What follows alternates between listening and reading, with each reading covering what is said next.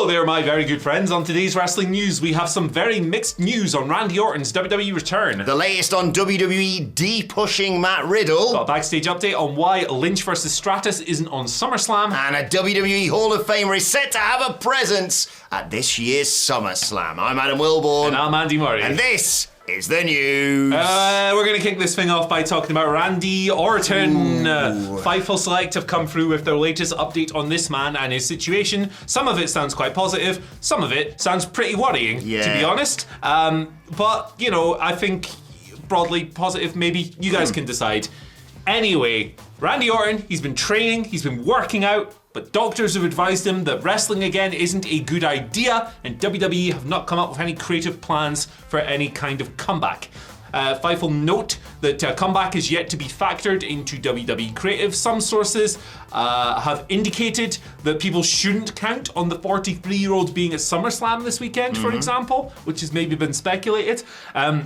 And if an imminent return is in the works, it's being kept very hush. Orton is not yet cleared to return to the ring. He's been out of action since last May. He, of course, went under back fusion surgery. It was reported last year that he'd be out for the remainder of the year. We're now 7+ months into 2023 and he's yet to come back. Very serious stuff for the 43-year-old. Now, he has started working out again, and Fightful note that to the extent that he has gotten huge through weightlifting, Randy Orton jacked, but he hasn't been bumping. He would need to go to the Performance Center for that, and that hasn't happened yet. Randy does want to make a comeback. He wants to get back to wrestling, but extensive conversations on plans for this to happen have not yet occurred. And yeah, doctors have told him that it's not a good idea for him to come back to wrestling. Been out for well over a year, back problems. We've been through the whole lot with this. We've covered all the reports from the earlier ones saying, hey, he might not be back at all, to more recent ones that were like, hey, he's coming back. Obviously, it's a very, very serious injury with a long-term recovery process to get through, and I honestly don't think we'll have a concrete update on it, like a full this is or isn't happening, until he either returns or retires. I think he's going to return, but some of the stuff in here is a bit troubling. Well, yeah, mixed emotions about this. Like you say, anytime anyone has back fusion surgery is not exactly a positive outlook for them bumping loads in the ring in future. Especially when your finisher is jumping up in the air and landing on your back. Look, I can kind of understand as well the sort of feelings about this from him and from general fans. Like, if he is going to come back defying doctor's orders, like you say, you don't want him to just sort of come back and then kind of slot back in. I'm not saying he has to come back and become world champion, but you need a good, compelling story, even if it's just a retirement angle to lead up to WrestleMania next year, let's say, when he retires. No word on that, obviously. I'm just plucking that out of thin air. Spitballing. You know, I'd love them to finish the storyline off with Matt Riddle, for example. But, yeah, you don't want him to just come back, do a few RKOs, and then by WrestleMania time be just a guy in the Andre the Giant Memorial Battle Royal. If he's going to, like you say, disregard doctors saying, yeah, you probably should never step between those ropes again. I mean, I think we all know with the history of wrestlers, it's probably going to happen that he may well get back into the ring if he's medically cleared to a sufficient extent. But yeah, I don't want him to just come back and be a mid-card guy. Just a guy. Yeah. Yes, Randy Orton, he's a 14-time world champion, right? He's a surefire Hall of Famer. Yeah. He's one of the most strongest pushed WWE wrestlers of his generation. It'd be just minging if he just came back and was just floating around doing nothing. But like, ultimately, for me, like, I never want to sit here and go, you should never wrestle again, because I'm not a doctor, I'm not a medical professional, and I think it's a bit much when people get carried away to that extent, and I don't think it's our position to do that. So hopefully his decision is ultimately what's best for him, his body, and maybe there's a compromise to be made between the two situations. And fingers crossed. I mean, how many wrestlers have we sat here and said, this person's never going to wrestle again, and amazingly, they've come back. Yeah, Sting's like 64 or something, and he's still out there. So yeah, fingers crossed. We'll see what happens. Every situation is unique. Let us know down in the comments section below. Do you think we've seen the last of Randy Orton? Do you think he'll be back? Do you think he'll show up? Who should retire him, potentially? There you go. One man it could be. The big cow. The big cow, but also Matt Riddle. Interesting stuff with Matt Riddle recently. Nice. There was a bit of me, I didn't want to put this on notes for the Raw review podcast, WhatCulture, wherever you get your podcasts from. there was a bit of me that thought when Matt Riddle lost clean to Ludwig Kaiser on Monday Night Raw, maybe Randy Orton's coming back because they're sort of beating Riddle loads recently, and you know that's the slate is sort of white clean if he then automatically comes back in to form a tag team to take on Imperium, well specifically Vinci and Kaiser, for example. But yeah, Dave Meltzer has been putting out a theory on Wrestling Observer Radio. A sign that the former UFC fighter is lower than anticipated in the company's minds. Meltzer stated that Riddle's history of frequently getting himself in trouble has made him somebody that WWE isn't going to build around, but they have kept him pretty strong. Meltzer said, man, I think he's lower than I thought he was in their minds. But yeah, they've generally kept him pretty strong, but in recent weeks or months, it certainly seemed like, I mean, he obviously lost the title match with Gunther, and he's been losing quite a lot, or at least being the man getting pinned in big matches. So a sign that they are, not as heavily investing in him as they may have been previously. Yeah. I think Dave kind of touched on this as well, something along the lines of WWE probably never going to make him a guy they build around. Yeah. And I probably agree with that. Understandable, assessment. Because he does, look, he's Matt Riddle, like him or whatever, based on his ability and what he does on screen. A lot of stuff follows this guy around for sure. And, in a WWE sense, the wellness policy stuff that came up, and he's had some very public issues, like his wife, their situation, and the Candy Cartwright situation, of course, as well. So I understand the situation for sure. Compare him in terms of public image to Cody Rhodes, for example. I'm not saying everyone has to be the clean cut, suit guy, but it certainly helps in somewhere like WWE. Absolutely. And like these situations aren't really comparable, but and Dana White is a psychopath, but I remember when he was in the UFC, he was always getting into bother as well. Different kinds, obviously, but yeah. I think that's who he is, but yeah. I'm not surprised.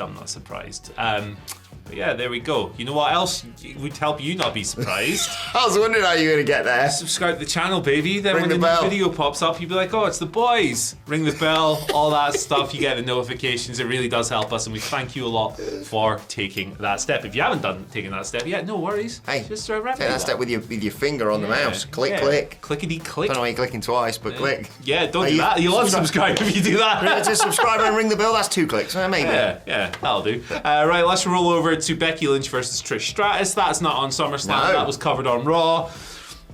Becky's been trying to get that rematch from Night of Champions for ages. Trish was like, I'll tell you when we're doing it. Postman Pierce came out, was like, we're doing it now. Zoe Stark attacked Becky, 5 seconds, match done. Later, Adam Pierce, we're doing it on the 14th of August episode of Raw. So weird. Not doing it SummerSlam. We're not doing it next week after. Not gonna do that. That was an interesting move. What happened there? What SummerSlam, all of that? Fightful Select have an update on this. They noted that the changes came this past weekend. And at one point, WWE were actually going to move the match to Payback, which is in September, which is like, okay, it's not as big as SummerSlam, but at least it's a pay-per-view and not a random Raw in Winnipeg. Zoe Stark banned from ringside to the rematch, by the way. Should have mentioned that, I guess. But they opted not to do that, and then they rebooked it for Raw, and that's the situation. So there's no firm word on the real reason behind any of this, but they were originally considering Payback. They then went for an episode of Raw. I guess, theoretically, it's a TV business these days. That's your biggest money maker. You put it on Raw, maybe it attracts more viewers, pops a nice rating. We'll see. I think it would have been a cool match to have on the Pape. Yeah, we sort of speculated a bit on this yesterday when we talked about the big SummerSlam changes, the MMA rules fight now going on there, of course. No fight pit? No fight pit, unfortunately. Or Daniel Cormier, as far as I know. DC, gosh. But, yeah...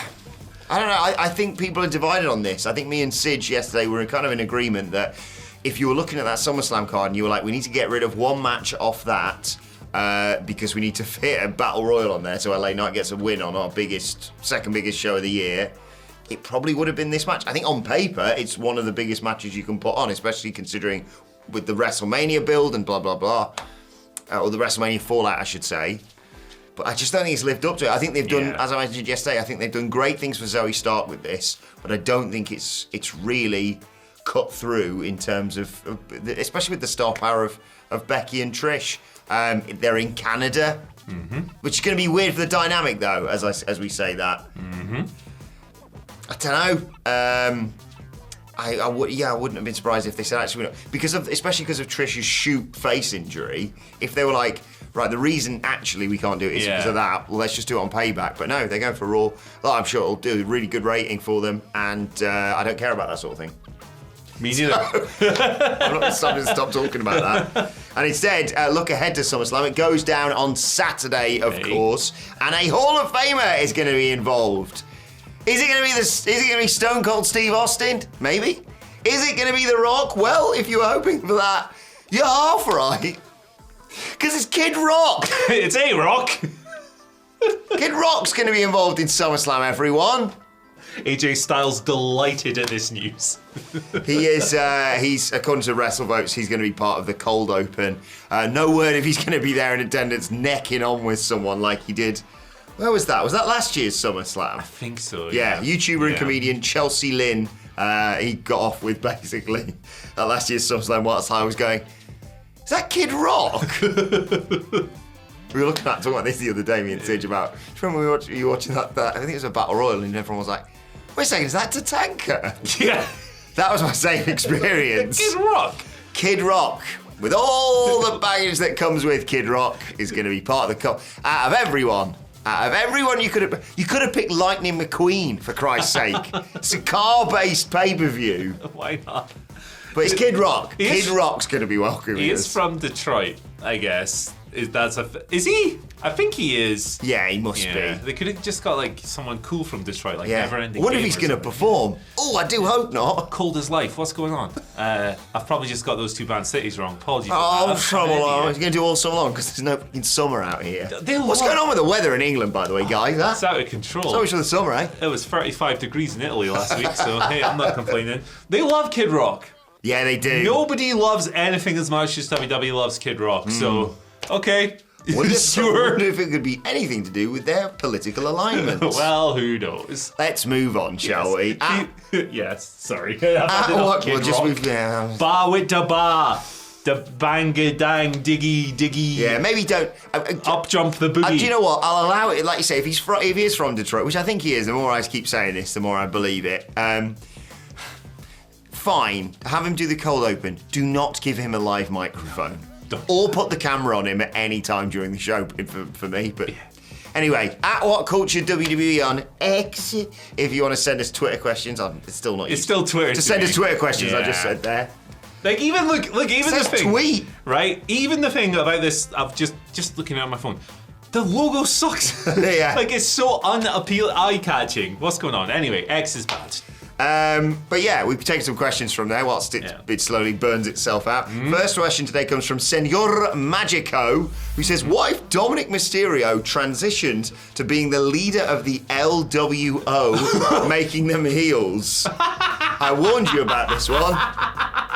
Okay, I kind of like where Dominic is right now. I think this is a perfect storm situation with him. I don't think there's any good reason. If it ain't broke, you don't fix it. There's no good reason for me to change anything about that man's presentation.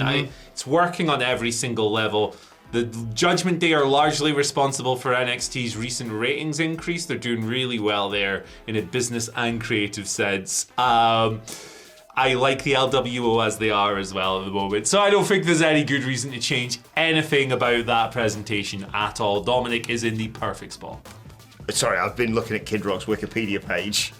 He was born in Romeo, Michigan. He's 52, and he's a Detroit. He is from Detroit. From the Detroit hip-hop scene. What the weirdest thing I find out about this is, by the way, Dominic Mysterio should not lead the LWO. Santos Escobar is perfect in that role. Even if you're going to make him heels, and Dom's in the right position as a bell-end lackey, basically, in piece of trash. The Flipping Judgment Day. It really is weird that you can go on certain people's Wikipedia page, and it's like a picture of, Tom Cruise, a really crap one that they've taken at like some award ceremony, and this just says his name's Kid Rock's full name's Robert James Ritchie, also known as Bobby Shazam, by the way.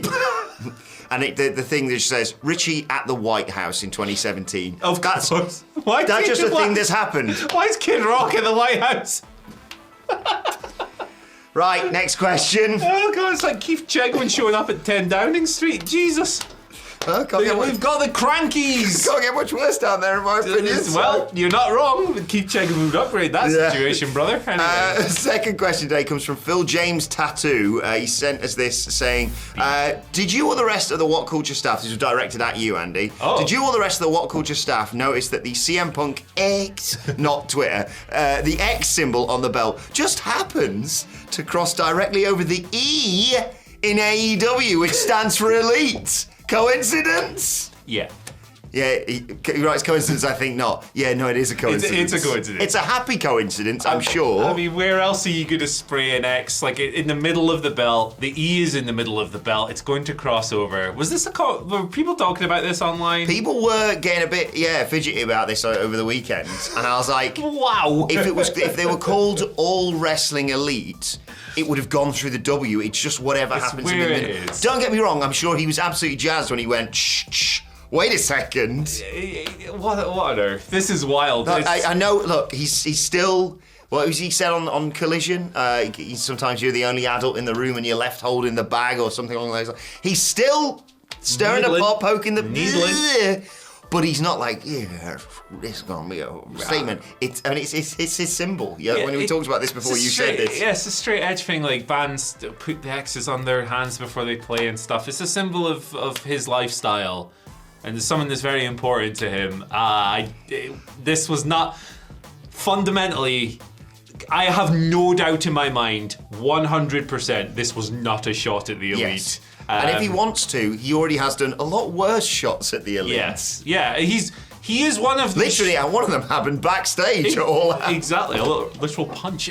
He is one of the sharpest tongues in the game. If he was going to take a shot at the Elite, like maybe that comment that you just mentioned, he would just say something clever and funny. He wouldn't just go, I'm going to cut out an E. Yeah, it's a happy coincidence, but it is just a coincidence. E actually is for eel, and he hates the eel. Yeah. So, sorry, eel. Still chewing on the hole. Still chewing. Final question today comes from Keith Boss. Big Keith, the boss. Who writes, morning dudes, with Tony D and Stax' championship reign ahead of us, who do you think they fight after Gallus? Do you think their gimmick will have legs on the main roster, and when will they get there? So, obviously, Andy, it's time for us to talk. One thing before you do that, I came prepared. Oh, okay. I sensed that today there was going to be a question about Tony D'Angelo and Stax and new tag team champions. Usually when that happens, my life is not enjoyable. So just give me 2 seconds. Okay, what you loading up there? On you go. I can hear that from here. Well, ladies and gentlemen, we're here to talk about what happened at the Great American Bash, and God bless the United States. It's thank you to Callum Lambert for this excellent hat. Can you see that on the... Yeah, there we go. So Tony and Stax won the tag titles, defeating Gallus. They fought him again on last night's NXT with a special friend. If you want to know who that was, and you've not read the spoilers online, join us for the NXT review podcast a little bit later on today. In terms of who they fight next, I've completely forgotten the names. The new football lads that have just come in have got a claim because they're the reason, arguably, why they won the match to get the tag match that Stax defeated Joe Coffey, I believe. But yeah, line them up, have them knock down every single tag team in AEW. Do that as well, and NXT. Maybe you have the Dyad go after it before they split from the schism. In terms of a call up to the main roster, Tony D, I was watching him because he's bloody brilliant in the ring, as is Stax. I should give him his due, especially because he comes on our podcast. But I'm concerned that he is going to become a sort of No Way Jose-esque figure on the main roster. But I hope that people will take them into their hearts like they have with the likes of, to a certain extent, Rick Boogs and with everybody saying L. Hey, now, yeah. I hope they do that, but there's no rush. Bring them up on the Raw after WrestleMania, because then I'll be in attendance, hopefully, and it'll be awesome. Right, I'm finished. What are you listening to? Sepultura, Beneath the Remains. Classic. Yeah, I love that. I love kind of like their earlier stuff, if I'm honest. What? You're a schizophrenia man. Yeah, that's what I like. Yeah. What do you think of the recent the Morbid Visions re-recording? Needs more cowbell. Okay. That's what I think. All right. Anyway, I'll tell Igor. When do you think? A genuine question. When do you think Tony D and Stax have a chance of doing their gimmick on the main roster? No. Okay, fair enough. Right, let us know your thoughts on everything we discussed. Check out this video. We'll see you tomorrow.